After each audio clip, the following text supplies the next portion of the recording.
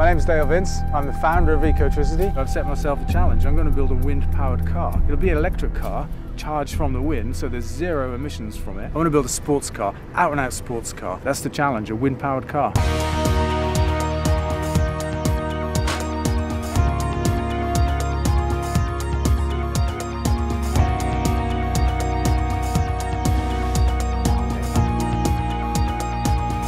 The main carbon battery box has gone. That's away having a ceramic coating put on the inside as a fire barrier. We've put this wooden box back in so that we can continue doing the packaging work. As you saw when we were running, we lashed up really these filter mountings and the controller mountings, and the guys have now put all those in for real. There's a big hole in the middle because the transmission's come out, and that's being sent away to be anodised. This subframe's going to come away and that's going to be painted. Cars are always coming apart and going together, coming apart and going together. Moving round, we've got the air filter system for the cooling and heating of the cells. And also in this area we've got the brake disconnects. Here we have the wiring harness which has been modified, and that's going back in the car. A lot of work going on at the front of the car for the brake reservoir, the pedal box, the header tank for the coolant, more wiring harness. While we've been doing this, Peter's making renderings for the exterior and the interior of the car. So we're all working towards getting this car running for Dale as soon as possible. The outside shape of the car is fundamentally done now. So we've got a front, we've got a rear, we've got the modified panels that go for the doors. And it looks like the gunmetal colour is the one that will be the base colour for the car.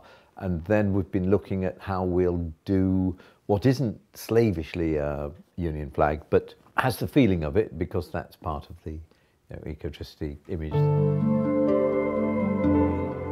We're actually in Brackley at a company called Zero. I kind of like it because they make really nice bits, and this car is about really nice bits. Each of the instruments will have two things happening at once, and you will see an interaction between those two things. It's essential those interactions take place, right before your eyes on one straightforward dial. This isn't about showing off, it's about developing a technology. So we don't need to reinvent bits that aren't, if you like, part of our brief. The controller which will decide forward, reverse, that'll be a nice piece. It's not a gear shift because there's no gears, but it's more like an automatic park, neutral, drive, reverse affair. There's absolutely no way you want to be able to select forward and reverse at the same time, because electricity really wouldn't understand that at all. So we've come up with a unique part with 3 positive switches, micro switches. There's a ball and springs in there that sit in detent, little divot for it to roll and click into.